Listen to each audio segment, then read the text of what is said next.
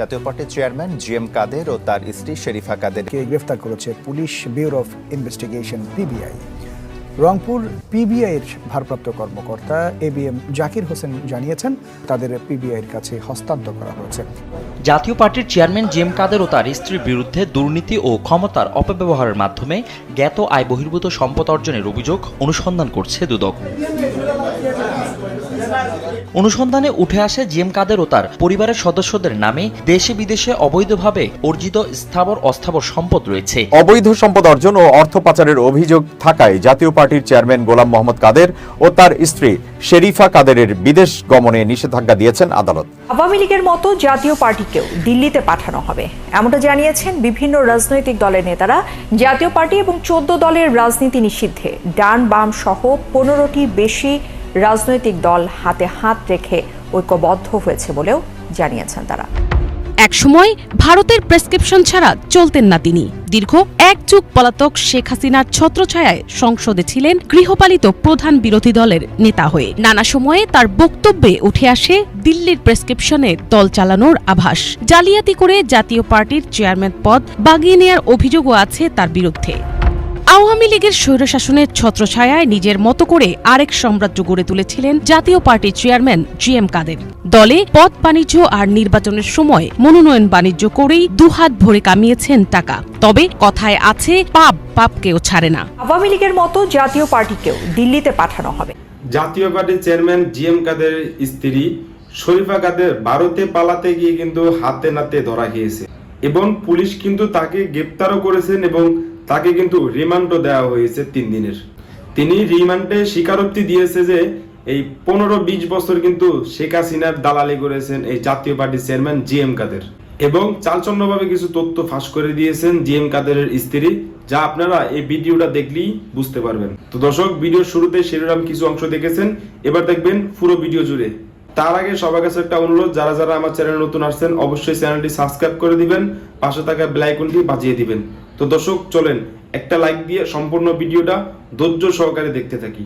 সময় ভারতের প্রেসক্রিপশন ছাড়া চলতেন না তিনি। দীর্ঘ এক যুগ পলাতক শেখ হাসিনার ছত্রছায়ায় সংসদে ছিলেন গৃহপালিত প্রধান বিরোধী দলের নেতা হয়ে। নানা সময়ে তার বক্তব্যে উঠে আসে দিল্লির প্রেসক্রিপশনে দল চালানোর আভাস। জালিয়াতি করে জাতীয় পার্টির চেয়ারম্যান পদ বাগিয়ে নেয়ার অভিযোগও আছে তার বিরুদ্ধে। আওয়ামী লীগের স্বৈরশাসনের ছত্রছায়ায় নিজের মতো করে আরেক সাম্রাজ্য গড়ে তুলেছিলেন জাতীয় পার্টির চেয়ারম্যান জিএম কাদের। দলে পদ বাণিজ্য আর নির্বাচনের সময় মনোনয়ন বাণিজ্য করেই দুহাত ভরে কামিয়েছেন টাকা। তবে কথায় আছে পাপ কেউ ছাড়ে না, হলোও তাই। ফ্যাসিবাদী আওয়ামী সরকারের আমলে পাতানো নির্বাচনে অংশগ্রহণ, মন্ত্রিত্ব, আসন ভাগাভাগি সব ক্ষেত্রেই জিএম কাদেরের দল সক্রিয়ভাবে অংশ নিয়েছে। নির্বাচনে যাবেন কিনা এ নিয়ে নানা সময় দোলাচল দেখালেও পরজীবীর মতো সব জায়গাতেই ছিল তাদের সক্রিয় উপস্থিতি এবং আওয়ামী প্রেম। আওয়ামী সরকারের কোলেপিঠে থাকা দলটি বর্তমানে ভঙ্গুর দশায় পড়েছে, দেখা দিয়েছে বিভক্তি। এরই মাঝে দুর্নীতি দমন কমিশন দুদকের অনুসন্ধানে উঠে এসেছে জিএম কাদেরের নানা অপকর্ম, ক্ষমতার অপব্যবহার, মনোনয়ন বাণিজ্য এবং জ্ঞাত আয় বহির্ভূত সম্পদ অর্জনের অভিযোগ রয়েছে জিএম কাদেরের বিরুদ্ধে। দুদকের অভিযোগে আছে 2018 সালের একাদশ সংসদ নির্বাচনের পর সংরক্ষিত নারী আসনে জাতীয় পার্টির দলীয় মনোনয়ন দিতে 18 কোটি 10 লাখ টাকার ঘুষ লেনদেন হয়, যার মূল সুবিধাভোগী ছিলেন তৎকালীন ভারপ্রাপ্ত চেয়ারম্যান জিএম কাদের। চুক্তি অনুযায়ী অর্থ পরিশোধ না করায় অধ্যাপক মাসুদা এম রশিদ চৌধুরীকে দলীয় পদ থেকে সাময়িক বরখাস্ত করে তার বদলে শেরিফা কাদেরকে বসিয়ে বানানো হয় সংসদ সদস্য। দলীয় পদ বাণিজ্য ও মনোনয়ন বাণিজ্যের মাধ্যমে হাতিয়ে নেয়া বিপুল অর্থ বিদেশে পাচারের অভিযোগও উঠেছে জিএম কাদেরের বিরুদ্ধে। দুদক বলে, জাতীয় পার্টির কেন্দ্রীয় কমিটি 301 সদস্য বিশিষ্ট হলেও 600 থেকে 650 সদস্যে সম্প্রসারিত করা হয়েছে, যা পদ বাণিজ্যের প্রমাণ। ক্ষমতার অপব্যবহার করে বিপুল সম্পদ অর্জনের অভিযোগে বর্তমানে জিএম কাদের ও তার স্ত্রীর বিরুদ্ধে বড় পরিসরে তদন্ত করছে দুদক। দুদকের অভিযোগে বলা হয়েছে 2018 সালের নির্বাচনের পর সংরক্ষিত নারী আসনে দলীয় মনোনয়ন দিতে 18 কোটি 10 লাখ টাকার ঘুষ নেওয়া হয়। এর মূল সুবিধাভোগী ছিলেন জাপার তৎকালীন ভারপ্রাপ্ত চেয়ারম্যান জিএম কাদের। চুক্তি অনুযায়ী অর্থ পরিশোধ না করায় অধ্যাপক মাসুদা এম রশিদ চৌধুরীকে দলীয় পদ থেকে সাময়িক বরখাস্ত করা হয়। মাসুদার জায়গায় জিএম কাদেরের স্ত্রী শরীফা কাদের সংসদ সদস্য হন। অভিযোগে আরও বলা হয়েছে, জিএম কাদের জালিয়াতির মাধ্যমে জাতীয় পার্টির চেয়ারম্যান হন এবং দলীয় পদ বাণিজ্য ও মনোনয়ন বাণিজ্যের মাধ্যমে বিপুল অর্থ সংগ্রহ করেন, যা পরে বিদেশে পাচার করা হয়। জাতীয় পার্টির কেন্দ্রীয় কমিটি 301 সদস্য বিশিষ্ট হলেও বর্তমানে 600 থেকে 650 জনকে অন্তর্ভুক্ত করা হয়েছে, যা পদ বাণিজ্যের প্রমাণ। 2024 সালের দ্বাদশ জাতীয় নির্বাচনে দাখিল করা হলফনামা অনুযায়ী জিএম কাদেরের নামে নগদ 49,88,000 টাকা, ব্যাংকে 35,95,000 টাকা এবং 84,98,000 টাকা মূল্যের একটি গাড়ি আছে। আর তার স্ত্রী শরীফা কাদেরের নামে নগদ 59,59,000 টাকা, ব্যাংকে 28,09,000 টাকা এবং 80 লাখ টাকা মূল্যের তারও একটি গাড়ি আছে। তার স্থাবর সম্পদের মধ্যে লালমনিরহাট, ঢাকায় জমি ও ফ্ল্যাট আছে। 1996 সালে প্রথম সংসদ সদস্য নির্বাচিত হন জিএম কাদের। জাতীয় সংসদের বিরোধী দলীয় নেতা হিসাবেও দায়িত্ব পালন করেছেন। 2009 থেকে 2014 সাল পর্যন্ত বেসামরিক বিমান পরিবহন ও পর্যটন মন্ত্রণালয় ও বাণিজ্য মন্ত্রণালয়ের মন্ত্রী ছিলেন। জিএম কাদের প্রকাশ্যে স্বীকার করেছিলেন, ভারতের সঙ্গে অনেক কথা হয়েছে, তবে দিল্লির অনুমতি ছাড়া তা বলা যাবে না। এই বক্তব্যই প্রমাণ করে জাতীয় পার্টির রাজনৈতিক নিয়ন্ত্রণ আসলে ঢাকায় নয়, দিল্লিতেই। দীর্ঘ এক যুগ ধরে শেখ হাসিনার ছত্রছায়ায় সংসদে গৃহপালিত বিরোধী দল হিসেবে দলটি সুবিধা ভোগ করেছে। মন্ত্রিত্ব, আসন ভাগাভাগি থেকে শুরু করে পাতানো নির্বাচন সবখানি জাপার অংশগ্রহণ ছিল প্রকাশ্যে। বিগত 16 বছরে আওয়ামী লীগ গুম, খুন, লুটপাট ও অর্থ পাচারে জড়িয়ে পড়লেও দিল্লির আশীর্বাদে টিকেছিল। অবশেষে জুলাই অভ্যুত্থানে পতিত হয় হাসিনা সরকার।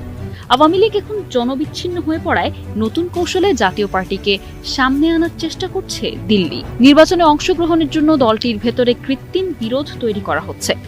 আসন্ন কাউন্সিলে ভারতের পছন্দের ব্যারিস্টার আনিসুল ইসলাম মাহমুদ ও রুহুল আমিন হাওলাদারকে নেতৃত্বে বসানোর পরিকল্পনা হচ্ছে।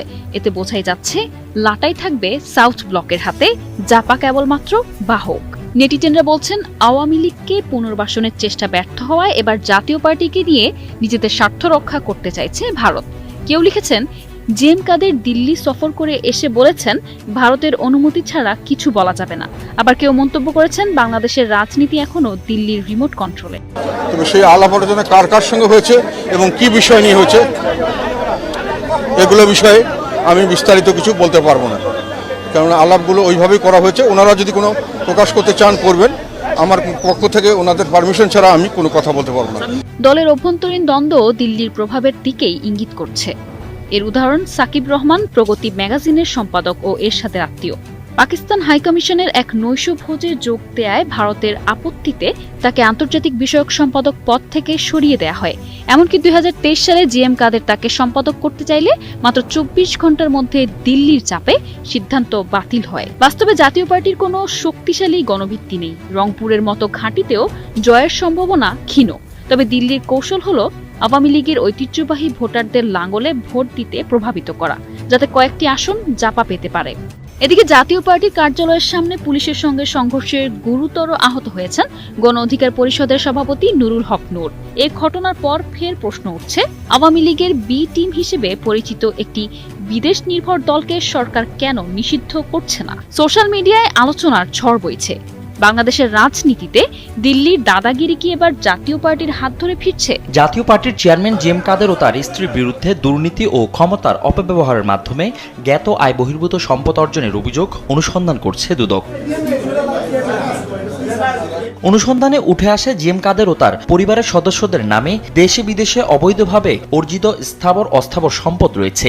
এই নিয়ে সুষ্ঠু অনুসন্ধানের স্বার্থে তাদের বিদেশ গমনে নিষেধাজ্ঞা চাওয়া হয়। জিএম কাদের এবং তার স্ত্রী শরীফা কাদেরের অনেকগুলো অভিযোগে অনুসন্ধান চলমান।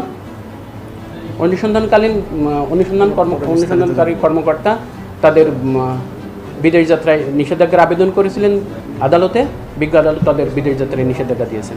এদিন দুর্নীতির মামলার আসামি সাবেক প্রধানমন্ত্রী শেখ হাসিনা ও তার ছেলে সজীব ওয়াজেদ জয়ের বিরুদ্ধে রেড অ্যালার্ট জারির পদক্ষেপ নিতে পুলিশ হেডকোয়ার্টারে চিঠি পাঠিয়েছে সংস্থাটি।